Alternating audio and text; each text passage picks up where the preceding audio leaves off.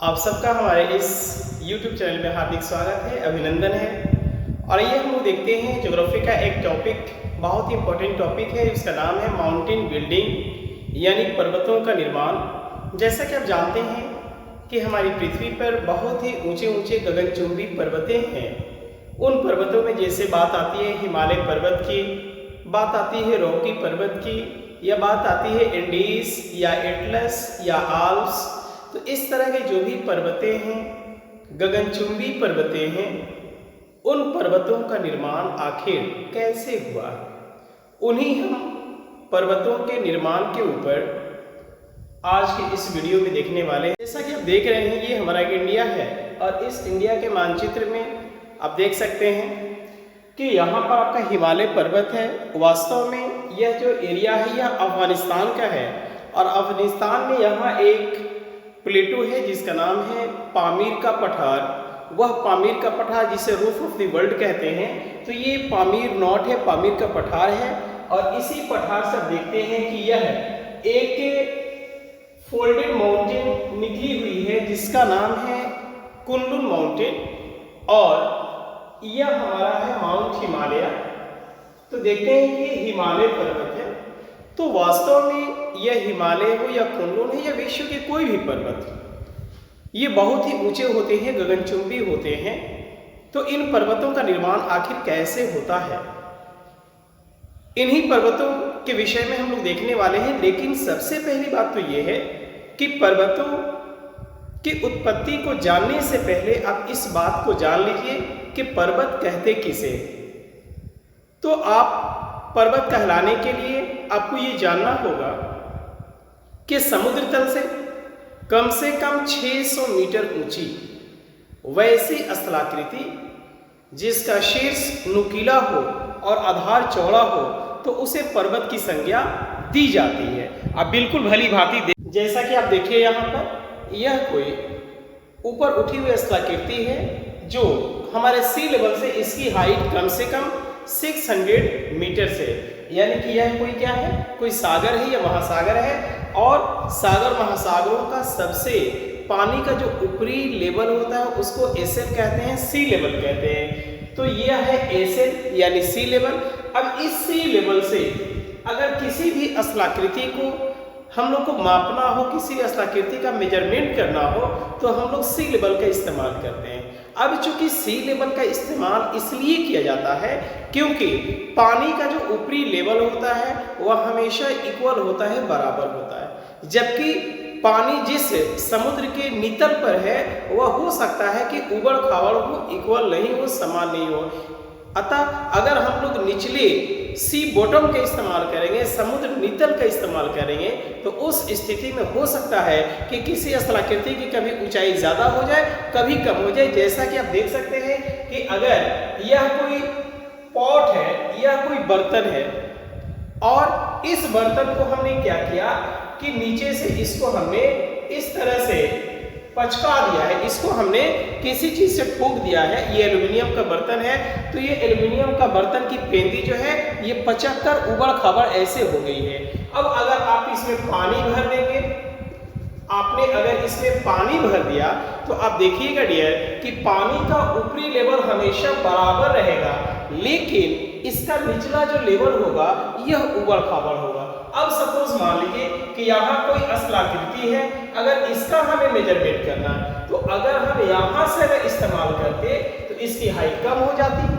अगर यहाँ से हम लोग इसकी हाइट का मेजरमेंट करेंगे तो इसकी हाइट बढ़ जाएगी, क्योंकि इतना भाग बढ़ जा रहा है। तो इस तरह से हम देखते हैं कि किसी भी स्थलाकृति का मेजरमेंट करने के लिए हम लोग इसका इस्तेमाल नहीं करते हैं, बल्कि एसएल का इस्तेमाल करते हैं, सी लेवल का इस्तेमाल करते हैं। सी लेवल का इस्तेमाल करने से ये होता है कि हर समय हर जगह उस स्थलाकृति की ऊंचाई क्या होगी, हमेशा बराबर होगी, इक्वल होगी। यानी कि आप देख रहे हैं यहाँ पर ऑलरेडी कि इसकी ऊंचाई आपको बखूबी पता चल जाएगी। लेकिन अगर निचले लेवल से हम लोग उसकी ऊंचाई को देखेंगे तो कहीं ज़्यादा होगा, कहीं कम होगा। तो इस तरह से दोस्तों आपने ये देखा कि किसी स्थलाकृति का मेजरमेंट हम लोग सी लेवल से करते हैं। तो ये सी लेवल है, पानी का ऊपरी लेवल है। अब चूंकि ऐसी भी बातें आती हैं कि कई ऐसे देश हैं जहाँ समुद्र नहीं है, जैसे नेपाल में नहीं है, जैसे अफगानिस्तान में नहीं है, भूटान में नहीं है, मंगोलिया में नहीं है, लेसोथो में नहीं है। बहुत सारे कंट्री हैं जहाँ कोई समुद्र नहीं है, यानी उनकी सीमाएं किसी समुद्र को टच नहीं करती है। और हम सब जानते हैं कि वैसे देश, वैसा भूखंड जिनकी सीमाएं किसी समुद्र से टच नहीं करती हों, वैसे देशों को लैंडलॉक कंट्री कहते हैं, वैसे देशों को स्थल आवृत देश कहते हैं। तो मंगोलिया, नेपाल, भूटान, अफगानिस्तान, लेसोथो, ये सब के सब लैंडलॉक कंट्री हैं, स्थल आवृत देश है। तो हमने देखा कि कई ऐसे देश हैं जहाँ कोई सागर या महासागर नहीं है, तो उस कंडीशन में वहाँ स्थलाकृतियों का मेजरमेंट हम लोग कैसे करते होंगे?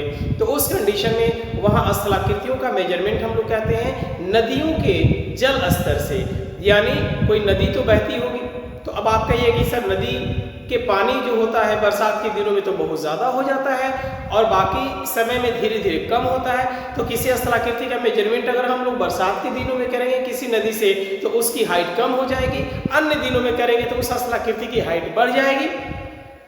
तो इसके समाधान के लिए ऐसा क्या आता है कि जो नदी है, तो नदी का जो सी लेवल है तो वह जिस समय ज़्यादा होता होगा और जिस समय सबसे कम होता होगा, तो मैक्सिमम एंड मिनिमम का जो मीन वैल्यू है, उस मीन वैल्यू को हम लोग आधार बनाकर किसी भी स्थलाकृति का मेजरमेंट करते हैं। अब आप कहेंगे सर जिस देश में कोई नदी भी नहीं हो, कोई सागर भी नहीं हो, वहाँ स्थलाकृतियों का मेजरमेंट कैसे करेंगे? तो वहाँ स्थलाकृतियों का मेजरमेंट हम लोग करेंगे किसी सागर या महासागर के न होने की उपस्थिति में वहाँ कोई तालाब होगा, टैंक होगा, पोखरा होगा, झील होगी, तो उसके हम लोग मैक्सिमम और मिनिमम के जो मीन वैल्यू है उसको हम लोग उसका सी लेवल मानकर उसकी स्थलाकृतियों का हम लोग मेजरमेंट करते हैं। तो आपने देखा कि किसी स्थलाकृति का मेजरमेंट हम लोग कहाँ से करते हैं? सी लेवल से करते हैं। एसेट का मतलब होता है सी लेवल। अब इस सी लेवल से अगर कोई स्थलाकृति है जो कम से कम 600 मीटर ऊंची है, कितनी ऊंची है?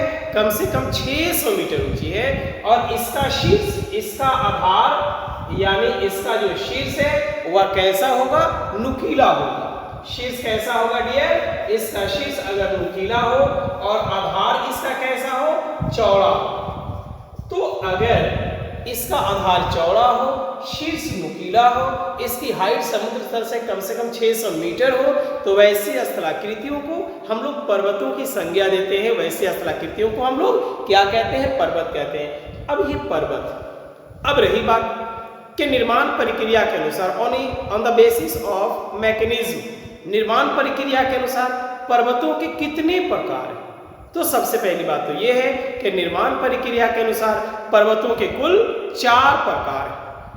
सबसे पहला फोल्डेड माउंटेन यानी मुर्दार पर्वत, दूसरा ब्लॉक माउंटेन यानी खंड पर्वत, तीसरा ज्वालामुखी पर्वत या संचयित पर्वत या अक्मुलेटेड माउंटेन या वोल्केनिक माउंटेन, और चौथा अवशिष्ट पर्वत या रेसिडुअल माउंटेन या फ्रिक्शनल माउंटेन या ओल्ड माउंटेन या प्राचीन पर्वत। तो इस तरह से हम लोग देखते हैं कि निर्माण प्रक्रिया के अनुसार पर्वतों के कुल 4 प्रकार हैं। अब इसमें जो स्टार्टिंग के 3 पर्वत, खंड पर्वत, मुर्दार पर्वत, ज्वालामुखी पर्वत, ये तीनों जो पर्वतें हैं, इन पर्वतों का निर्माण, इनकी उत्पत्ति पृथ्वी के इंटरनल फोर्सेस से होती है, पृथ्वी के आंतरिक बलों के कारण होती है। और इसमें जो चौथा है जिसको अवशिष्ट पर्वत कहते हैं, जिसको रेसिडुअल माउंटेन कहते हैं, उनका निर्माण, उनकी उत्पत्ति बाह्य कारकों से होती है। उनका निर्माण एक्सटर्नल एजेंट से होता है, यानी जब पहले से बना हुआ कोई पर्वत एक्सटर्नल एजेंट्स के द्वारा अगर लगातार उसका इरोजन होता रहता है, उसका अपर्दन होते रहता है, तो वेदरिंग एंड इरोजन के कारण उसकी हाइट जो है वह लगातार कम होती जाती है। तो इस तरह से वह घर्षित पर्वत बन जाता है। अब हम लोग एक एक करके बारी बारी से देखते हैं। सबसे पहले हम लोग देख रहे हैं फोल्डेड माउंटेन यानी ब्लॉक माउंटेन। तो दोस्तों आप देख रहे हैं कि यह फोल्डेड माउंटेन है यानी मुर्दार पर्वत है, और यह मुर्दार पर्वत इसलिए कहलाता है क्योंकि इसमें देख रहे हैं कि कैसे इसमें फोल्स पड़े हुए हैं, कैसे इसमें मोड़ पड़ा हुआ है, यानी जो उठा हुआ भाग है मुर्दार पर्वतों में उसको एंटीक्लाइन कहते हैं, और जो धंसे हुए भाग हैं, जो घाटियां हैं, उसको सिनक्लाइन कहते हैं। तो एक मुर्दार पर्वत में कई एंटीक्लाइंस और सिनक्लाइंस होते हैं, तो ये मुर्दार पर्वत है। अब रही बात कि हम देखते हैं कि हिमालय जो है इसी कैटेगरी में आता है, हिमालय पर्वत भी इसी में आता है, एटलस भी इसी में आता है, इसी में आल्प्स भी आता है, एंडीज भी आता है, great dividing range, Zagros, Carpathian, Kunlun, ये सब के सब जो है कि इसी फोल्डेड माउंटेन की कैटेगरी में आते हैं, मुर्दार पर्वतों की श्रेणी में आते हैं। इसको वलित पर्वत भी कहते हैं, वलन पड़ने से बना है। लेकिन सबसे पहली बात है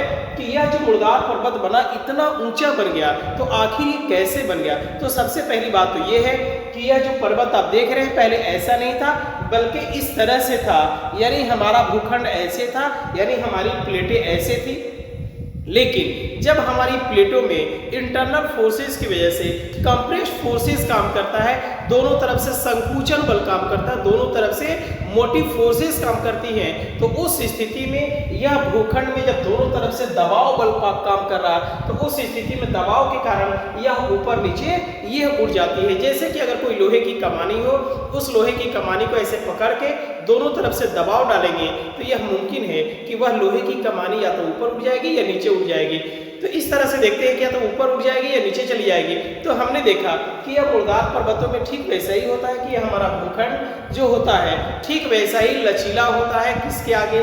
हमारे इस मोटिव फोर्सेस के आगे, कंप्रेस्ड फोर्सेस के आगे। और जैसे ही दोनों तरफ से दबाव पड़ता है तो यह धीरे धीरे उठते चलता है। कभी भी अचानक ऐसे पर्वतों का निर्माण नहीं होता है, बल्कि धीरे धीरे होता है, समय के साथ होता है, और एक समय आता है कि इसकी हाइट बहुत ज्यादा बढ़ जाती है। इस तरह से ये गगनचुंबी पर्वतों का निर्माण हुआ है। अब जैसे देखते हैं कि माउंट हिमालय, जिसकी सबसे ऊंची चोटी का नाम माउंट एवरेस्ट है, जो संसार का विश्व का सबसे ऊंचा पर्वत है, सबसे ऊंची वो चोटी है माउंट एवरेस्ट, जो नेपाल में है, जिसकी ऊंचाई 8,848 मीटर है, 8848 मीटर है, कई जगह 8,850 मीटर भी मिल जाएगा। लेकिन हम देखते हैं कि इसकी ऊंचाई 8,848 मीटर है, वो नेपाल में है, जिसको वहां पर सागर माथा के नाम से जानते हैं। तो आप देख सकते हैं कि विश्व में कौन कौन से मुर्दार पर्वत हैं, उनका नाम क्या है। तो उस तरह के जो मुर्दार पर्वतें हैं, उन मुर्दार पर्वतों का नाम आप बखूबी यहाँ पर देख सकते हैं कि उन मुर्दार पर्वतों का नाम जो है वो कैसे जो है कि यहाँ पर आपको दिखाया गया है।